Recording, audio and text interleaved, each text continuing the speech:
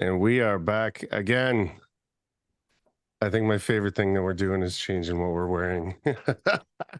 Changing outfits. Yeah, I didn't get a memo for episode 3. I should have changed what I was wearing for episode 3. I wore the same thing on episode 2. Somebody's got to carry the torch. All right. Yeah, good. So Cory's he's gonna join us. Nice. I've never talked to Cory before, so I'm looking forward to it. Yeah, me neither. Actually, you know who you told me to message him after our first podcast, Cam, and then I did. That's how I met him. Yeah, Cory and I met Cory through Nick, and we messaged on Instagram a few times, and then we set up a phone call one evening, and I think we talked for like an hour, dude. Got to know each other. He seems like a really good dude. He wants me to come out and do a video out of his facility, his shop, Tech Drive shop. That'd be dope. Where is he? Omaha, I think. Oh, nice. Yeah. So he's snacking there, Sean. Mm-hmm. Yeah, I'm starving. Birthday cake? You got some birthday cake going on? It's pizza crust. So have you taken on any of these companies that wanted to send you stuff yet? The power fill from Graco is on its way. I talked to Danny Upham, who's that marketing agent for Al's Tapings Tools. Oh yeah. And she said that what up, guys? Hey, Cory. It's Cory. We made it. Hot. Oh, do I need a cowboy hat? Yeah, you got one. Brother. Go get it. You got one? God, dude, I don't have one, dude. Oh, that's okay then. I kind of feel left out. I'm in cowboy land too, man. I need one. Yeah, we'll do the bald guys. There you go. There we go. There we go. Look at how inclusive we are. It's a club. Yeah. Not to be confused with the hair club. How are you, Cory? It's good to talk to you, man. Not bad, man. I like that shirt and that wall behind you. It looks pretty nice. I thought you'd like this shirt. I got changed. Cam just got changed into his Columbia shirt. That's what I was wearing. So we just had a laugh about that. There you go. I made a Can-Am musical comment chairs on the last episode, so I had to change shirts. Yeah. Awesome. That's right. Legal got involved. No. Yeah, that's awesome, man.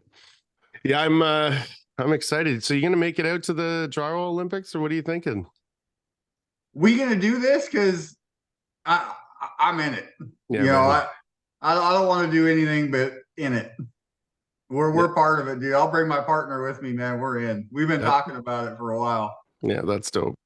Yeah, it'll be good, man. It's gonna be kind of like a get together, and then we'll have some events and shit. It's gonna be a lot of fun. Have we worked anything out yet for that?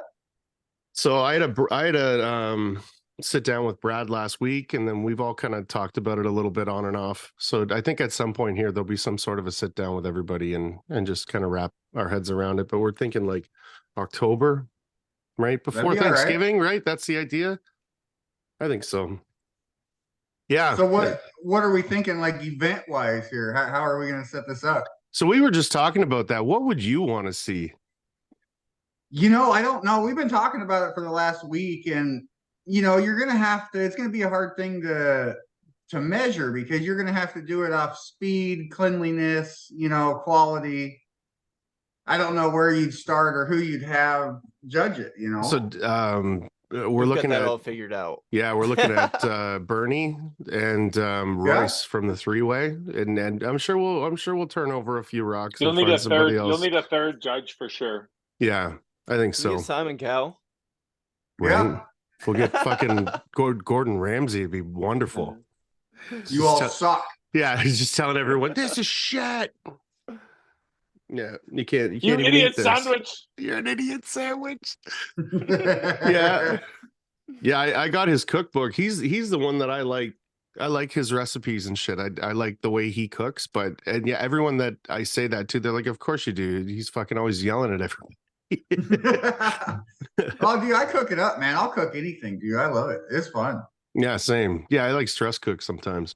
What's cooking like out with you, Aaron? Do you got anything special going on out west? Like, is there anything that you do differently out there? Probably not, eh? We're all Canadian. I mean, yeah, it's all the same stuff. I mean, you know what? My family, we eat mostly a vegetarian diet. So we So it's a little more experimental, right? But Mhm. no, we're always doing up stir fries and salads and barbecuing, everything, same as everybody does everywhere, right? I mean, Mhm. Yeah. yeah, pastas. Yeah, I like cooking. I do. Yeah, my wife wishes I was a chef. I try, but yeah, We try our best. Yeah. we try our best. What's Yeah. your cooking like, Cam? Dude, I've recently been cooking on a Blackstone. My parents got this big ass Nice. griddle. Have you seen those yet? Oh, Mhm. Blackstones are cool, man. Yeah, I've been cooking on that recently, dude. And, phew, I made some chicken on it the other night. That was great. The good thing about it is, man, it's huge. You can cook like your entire meal, chicken, Yep. potatoes, whatever. You can throw bacon on there and just have it all So the done whole in thing like 20 the whole thing minutes. heats up then? Yeah, it's like a 36 by 24-inch griddle, I think. And can you Wow. change the temperature in the zones, or is it the Yeah, whole there's thing? 4 is the same? different burners on it where you can Oh, control sweet. each. It's the cat's ass. Or Yeah, the that's cat's dope. meow. I forget I've how the seen a kids are lot of saying it. hamburgers that they do. They make them like Yeah. about this big, and then you smash them down, and then Press you them add your down, shit, flip it yeah. over. Oh, bo. I would be a fat fuck if I had that here. I made breakfast for dinner the other night and then turned around and made breakfast for breakfast the next day. Like it was Nice. nice. Yeah, that's what it reminds me of. Is like a diner. But That's no, how my they cook. diet's a lot of my diet consists of pizza. I probably eat pizza like 3 or 4 times a week. Yeah, man. Like, honestly, Nothing wrong with that. You get that one of those Firestone pizzas, get one of those fire grills for it. No, I'd love to make one of those.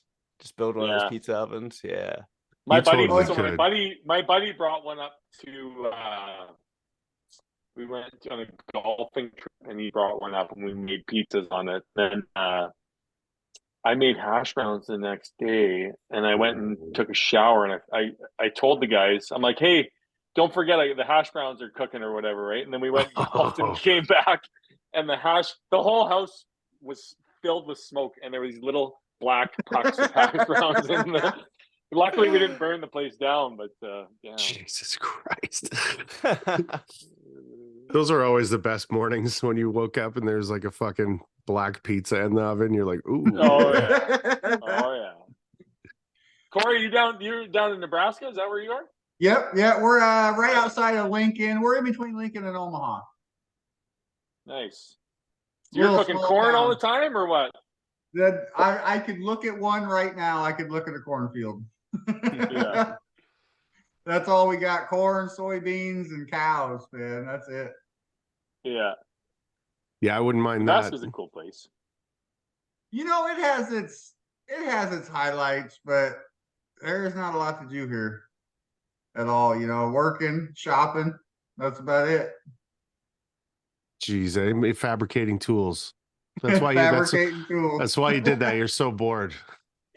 That's part of it, man. Like there's not a lot going on here. I got about 10 more years here, and I'm moving somewhere warmer. There you go. Man, I thought that I was going to pick that tool up and just know exactly what to do with it. I don't know why I filmed my first ever holding it and then put it Oh, it's online. all right. I'm just like, and then you All right. just fucking force it like this. But then, You know, it's a little different, man. We couldn't find. I messed with it for a long time for using different locks and mechanisms, and this is the best one we could find to work with 3 blades. yeah, You know, because we were looking at one of my original prototypes had like the buck knife lock, you know, where you open it and then push the thing to the side, but yeah. that felt dirty to me, so we went with this. But once you play with it for a while, it's pretty easy to run. It took me about fucking 45 seconds of playing with it, There you and go. then I figured it out. But yeah, that second video, I got it. You can actually see I look at the camera with a smirk on my face. It's like, got it. We got it now. Good. Now start rolling. Okay. Yeah, that was funny shit. We're It's gonna nice make though. a couple changes that Nick and Cam came up with. That Ooh, mustache. you know, the small blade, you can't really get it against the door real close, you know. And Nick was telling me he wasn't able to use it in a couple spots, and it gave me kind of a heart attack, man. So we're gonna move. Because you've got the side of the unit, Yeah. and then where it's so then you just need to land that one. Offset it. Yeah. Yeah. That's Yep. fine. It's a Smart. super easy change, you know. But you know, we just kind of went with it. We got it all together and got it to market, and you know, make some changes as we go. You guys get the 2.0 here soon. Yeah. That Perfect. how do you make those blades? You punch them on a punch die? You know, we've been looking at that because we've been water jetting them. Oh, water Nice. jet. No, so you can easily change the configuration then. Yeah, we just put it on the CAD file and just change it real quick, you know.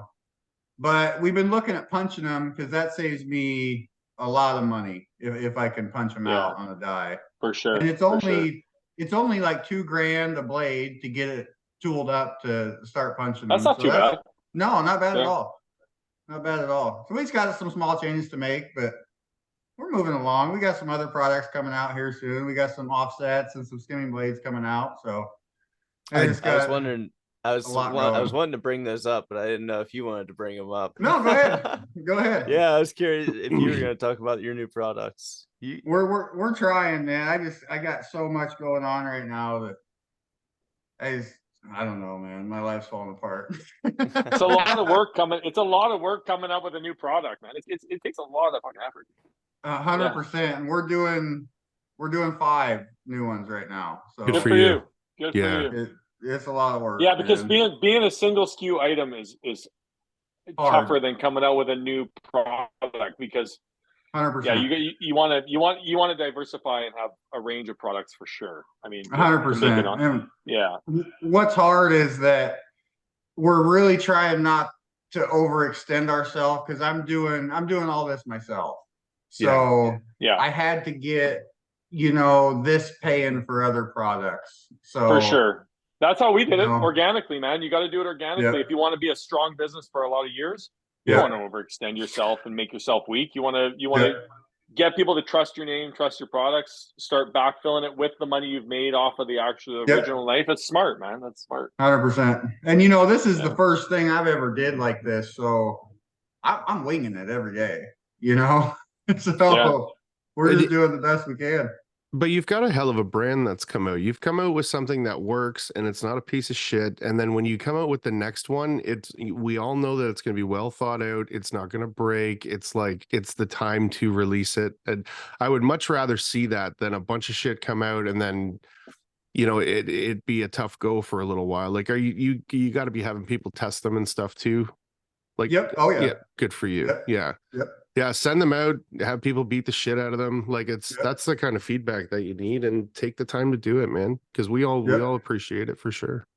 We're trying, man, every day. Mm-hmm. It's a lot of work.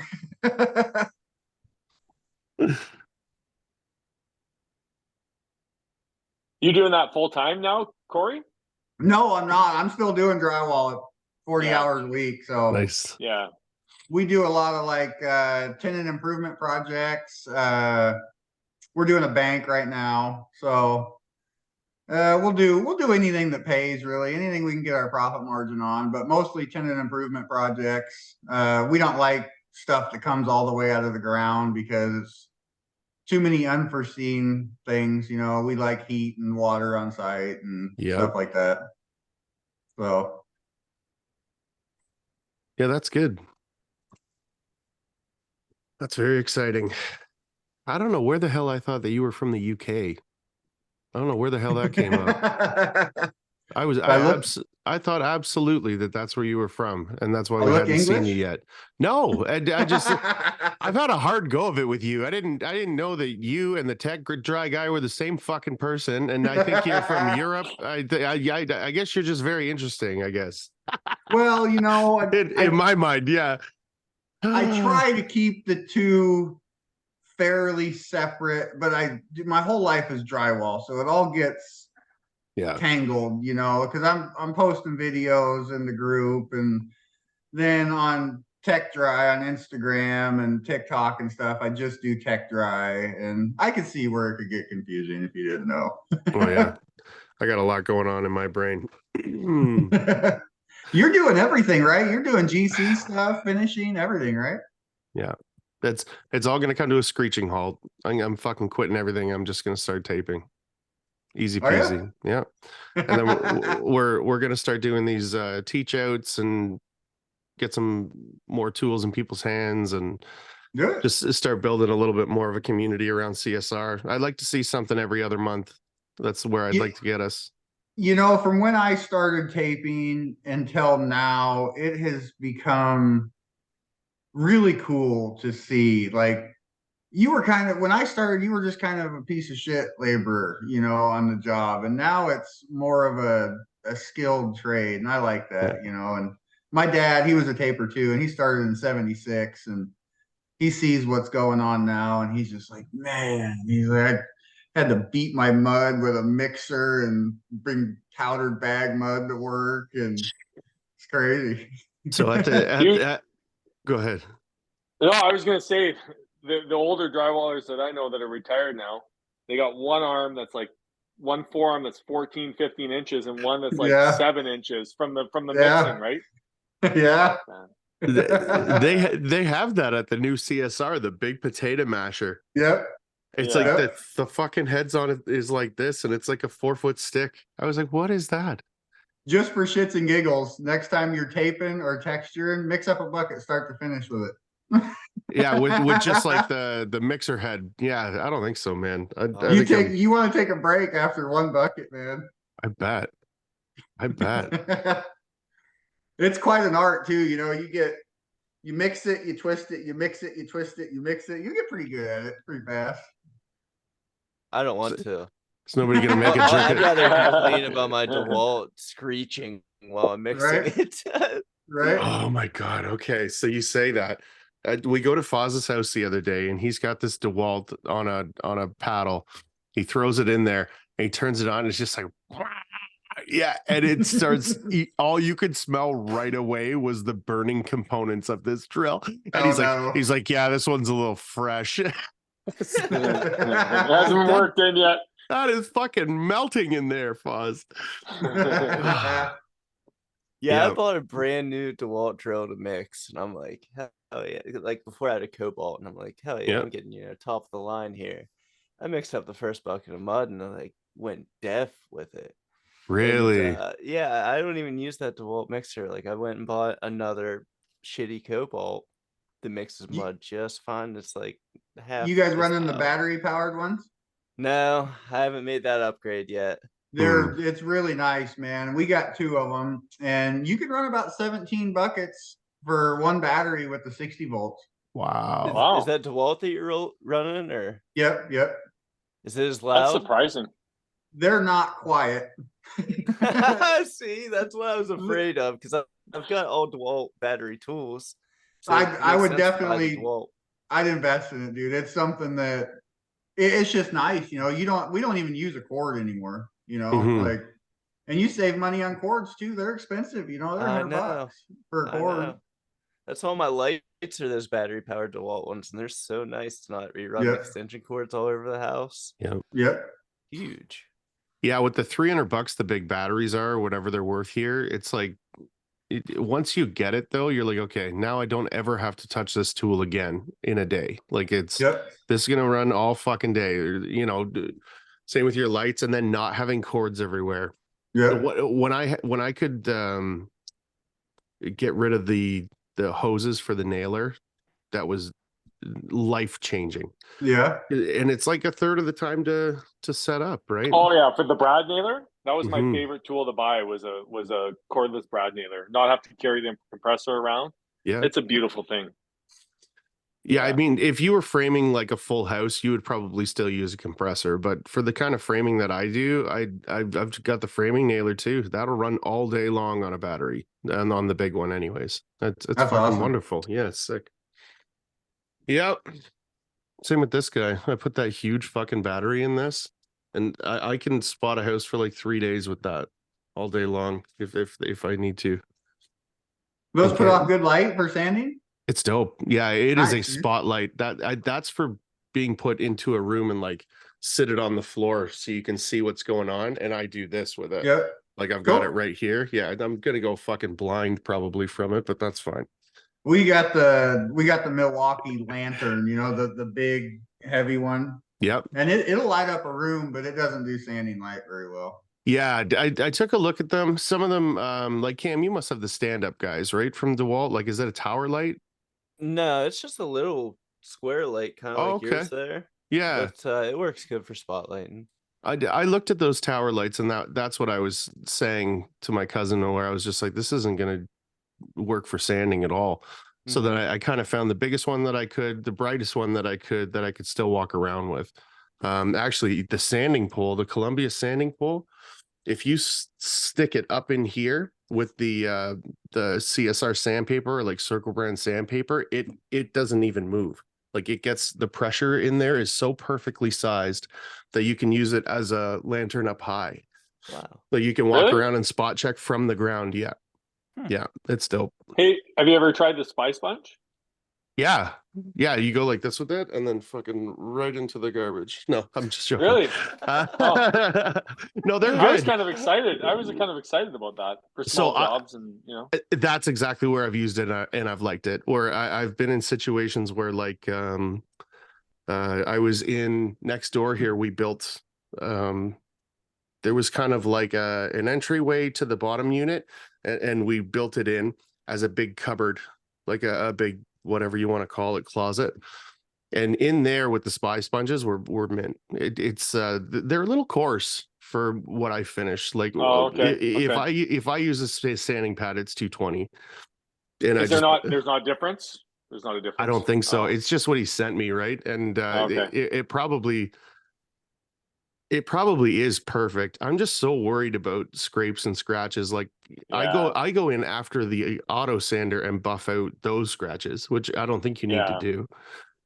I'm always so worried about that finish, right? Because that's kind of like what I feel like I bring to the table. Like, it's fucking pretty bang on, but I just take my time, right? It takes a lot longer for me to do things. So I feel like as a finisher, it's easy to worry about your walls or overthink about your walls, because while the walls are a big deal, Mhm. I feel like there's minor scratches that we overthink about, like, wouldn't even get noticed. Like, trust me, I overdo it. Like, I still overdo it. It's a thing that I've learned to, like, step back away from a little bit, because it's just, you can be so tedious with your work that it costs you time. Yeah, and that's where I'm at. Because Mm-hmm. it doesn't need to look perfect. It needs to look perfect when the paint goes on. Right. But I haven't done enough painting where I know what gets covered and what doesn't. Same. So I think that's why I'm trying to get more into the painting of it. I feel like that's just another learning aspect for me. Yeah. If you're priming your own work, that's brilliant, because there's no surprises at the end there. You see it as you prime it, so you can fix it or whatever. Yeah. I wish there was more of that, really. Yeah, and you get more money from the same job too, right? Yeah, exactly. Yeah, you're already there. You're saving money from gas and going to the next job. I think it's a great idea. Yeah, priming yourself. I think so. Josh, I think, was mentioned that on our first podcast. I don't know if he said that he was doing it or that he was looking into doing it, but it's smart. I feel like I heard him mention it, and that's kind of what spurred the idea for me. Well, and having the sprayer is brilliant. Yeah, absolutely. Like, I've got to use that thing as much as possible. Your sprayer will change your life. Oh yeah. That autofill pump that they're sending you, what happens with that when you're on stilts? Is it adjustable, or would you just put that up on something? No, I think you just have to pick the pail up. I'm curious. I think they're just gonna send me the regular. I'd really love to see the tall boy, because, like, after using the Columbia tall boy, like, that's huge. Now they have a tall one now too? Yeah, they've got an XL, and I love mixing up a 15-gallon bucket of mud and just not having to mix for an hour and a half, 2 hours. Yeah, that break in time is brutal. Or having to mix 3 buckets. When I can that's what I have to do. Like, and then you're swapping your pump. You can cut down a little bit of time, adds up at the end of the job. Yeah, I carry them around with me, so I'll have it like within 20 steps or 10 steps or whatever. I'll carry that bucket and drop it. So I think if I got into a heavier bucket, you just, like, incorporate some sort of fucking wheels or something on it. I've got wheels like a caster. I don't know if you ever saw that video of me falling on the box of mud. I had, like, a CSR shirt on, but yeah, that's my little bucket dolly. that I just put the buckets of mud on and slide them around. That's dope. Yeah, I wonder that like the product is very cool product. I just wonder how many people are buying them at $2,000 a pop, or I don't know, but it would save you a lot of work, a lot of effort. I mean, yeah, that's. I mean, at the end of the day, you are pumping a lot. Like, Mhm. if you're flattening a house out and you're going through, I mean, sometimes I'd say myself, I'd go through 6 buckets of mud, like on a good day. Yeah, And that's a lot of pumping. totally. It looks like a cool product. It does, but I'm with you 100%. Like, and especially if you don't have the DeWalt batteries already to spend that much money on a pump, because you got to buy batteries afterward. Yeah. If you don't have DeWalt batteries, then you're looking. It has to be a DeWalt battery. Yeah, they run off DeWalt. Okay. I'm sure you can buy a conversion, because like I've done that. I've got a Bosch radio, and I've got a converter to switch my DeWalt batteries over for it. That's wicked. Yeah, it's awesome. To where like if I don't have power on the job site, I still got a radio. Yep. So what are the new tools dropping, Cory? We're hoping mid to late summer. Oh, good. So that's we're not too far away. Any hints, Cory? Well, we got some offsets coming out. Oh yeah, you already said that. Yeah. Yep, and then we got some new skimming blades coming out too. Not to be competition. Oh man, no. That's cool. We talked about this earlier. We'll see if I can pull up a picture here of them. See, we're gonna run 2 trowel handles on them, and man, it's really nice, dude. It gives you another 6 inches of reach, and hopefully my phone shows up on the thing here. I don't have any with me right now. They're all okay. Everybody, get ready to screenshot these. They're all at the shop. Let me get my camera out. This is our very first prototype here. So we just have some ProForm handles on there. I don't know if you can see that at all. But yeah. Oh, that's cool, man. It feels really, really nice, dude. So it's actually pretty cheap to manufacture too, you know, like the blade is the most expensive part, you know, and we got a little. Is that a blue steel? No, they're gonna be stainless. They're gonna be stainless, yep. Then we have kind of a hybrid coming out that's so it's gonna be a skimming blade with 1 trowel handle and a 16-inch. Okay. So we've been playing with that a little bit at work, and it's working great for wiping down level 5 and, you know, butt joints and stuff like that. So you're still gonna hold it like a trowel, but it's just an like a skimming blade on it. Yep. It's just like that, you know, like we're calling it an offset skimming blade. Yeah, okay. You know, so we're using Sean won't use it. Yeah, no. They work really, really nice, man. The control with the 2 handles is awesome, you know. That looks cool. Is there something like that out there right now or no? There's not. Nope. Oh wow. There's not. That looks cool. And you know, in the skimming blade market, I don't even think we're gonna start with a patent, you know, because I don't even feel it's worth it, you know. I wouldn't, man. It sounds to me like everybody just kind of sees the next cool thing and fucking jumps on board. Isn't that? That's what yeah, that's what it sounds like to me, man. And it all comes down to who's making it. Like the guys that are going to make things with integrity are going to do that. The guys that aren't. Like, and the only way people are going to know about new tools is by using them. Yeah, 100%. And you know, and the community's going to fucking figure it out, right? And you know, when I started with the knife, I almost had the patent sold to Hyde. And and they kind of backed out at the last moment, and then they just kind of ghosted me. And then I seen about 4 months ago, they came out with the 5-in-1 and 1 blade. Oh, no way. You know, so I don't even know. And theirs is different. Don't get me wrong. Yeah. But, you know, I can't say there wasn't some influence there. And, you know, whatever. It is what it is. So I don't even think we're going to do the patent thing, and we're just going to run first to market and go with it. Yeah, why not? You know? Yeah, and if you build your name, I mean, I'd much rather buy a product from a guy like yourself than from a... Same. You know what I mean?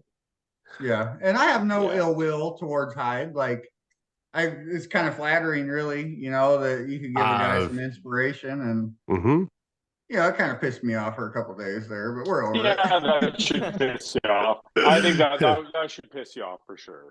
Yeah. But you're right. It's that is a form of flattery, right? It looks an awful lot like yours. It was a hell of an idea. That's my first thing my brother-in-law said. He's like, man, he's like, that's good. They're ripping you off. And I was like, well, it doesn't feel good. You're like, let's pick another word for it, but I get what you're trying to say. But theirs is different. Theirs is more geared towards painters than mine is. Like I said, they have the 5-in-1 and the big blade on theirs, and they use a different lock than we do. So all right. And I don't think our markets are going to mix too much, because I'll never be in a big box store. I'm going to hit all supply houses, taping stores, stuff like that. So, and I don't think that theirs will be in any stores that I am. So we're good. Be separate. Yeah. Hopefully they don't do it as good. And that's this is like a tech drive, but it's not I haven't bought one yet. They actually posted it on Instagram, and they got some hate for it. Good. They haven't posted it again, so we'll see. Yeah, I think that you've got a lot of things that look the same out there. Oh yeah, between all the companies. But like Columbia, again, it comes down to when you have a conversation with people about them, it's like, customer service is through the fucking roof, made in Canada. Yeah. You know what I mean? It's a family business. Like there are boxes that it checks. So if somebody came out with a product that's the same, I think the customers that are buying Columbia tools are going to continue to buy Columbia tools. And Tech Dry's the same way, right? Yeah. Where, your name's out there, and the product's fucking awesome, man. So when the new one comes out, people are going to buy yours. It just makes sense. Yeah. If, or some other guy that looks like he just fucking ripped you off, like that already is I'm not buying it for that reason. It might even be better. I don't know. I'm not ever going to hold it. I don't. And, I think quality has a lot to do with it too. Like I own Tape Tech skimming blades. I own Columbia skimming blades. I own Level 5 skimming blades. And you hold them all out there, and you can't tell me that Columbia it isn't made, 70-80% better than the rest of them. Like it is a solid, heavy skimming blade. The thing is, Cory, the same thing with even with your product being the Hyde's making one too or whatever. Yeah. The more information I've always kind of learned over the years about competition, the more information that gets out there about a product like yours, the more people are going to be introduced to your product and buy your product. It's kind of like that rising tide lifts all boats. Same thing with skimming blades or whatever. If more people are making it, then more people are using it, and there's more opportunity 100%. For people to try. It's more, the education gets out there better, right? And it's like, so sometimes competition's good. Yeah. But it's kind of dirty the way they did that, though. I mean, I would always rather work with a person that came up with the product than go and take it from them, and you know what I mean. But yeah, I guess it is what it is. They're looking at bottom line, and they're looking at a guy like yourself, and they're thinking, oh, we can just make this guy go away. But don't let him do it, Cory. Good luck. Keep cruising out there, man. That was before we started Tech Dry, though. So I was just trying to sell patent, and they didn't. I don't think that they knew I had the capabilities that I did, and from that time, once they ghosted me, it felt dirty. So I was like, all right, dude, I gotta bust my ass and get this to market before them. And we got it. It pushes you, though. It pushes you. I was gonna say, maybe that's the push that you needed. Yeah. And we got it on market probably a year before they did. So we did all right. That's dope. Yeah, man. And the brands out there, we've all worn the gear, everybody's using it. It's good. We're trying to get some more USA distributors, but every store we get into, they go great, but I know a lot of people are apprehensive about it, except for people that are or have been finishers. Yeah. You know, then they see it and see the upside to it. But That's a real specific tool. it Like, is a super niche tool. Yeah, like you're looking at a super specific crowd. Yeah. But that crowd loves it, right? Yeah. If you're it's That's also where being a single use, like a single SKU item like that, it's very hard to show up in a showroom too, right? Whereas if you have 4 or 5 items and you got a little display, then you grab a lot more attention too, right? Yeah. But yeah. So you It's say really- when you start in a yard and you say it does go well, what happens that what are the concerns that happen? Usually the main concern is it's a super niche tool right away. Yeah. Everybody's got one already. Yeah. But once I get in a yard, they're like, oh man, this is moving. So then it goes, you know, then they're reordering. Perfect. You know, from there. A lot of them have TV screens in their yards and they don't know what to put on them too. And if you could make some informational videos, a lot of them will put them up for you because they want content on them too, right? Oh, that'd be cool. I didn't think about that. It's a good idea. Yeah. I like that. Make some educational videos and send them. They still are mostly old school. You got to send them like a USB stick along with it and say, hey, chuck this on your TV, right? Yeah. That's all right.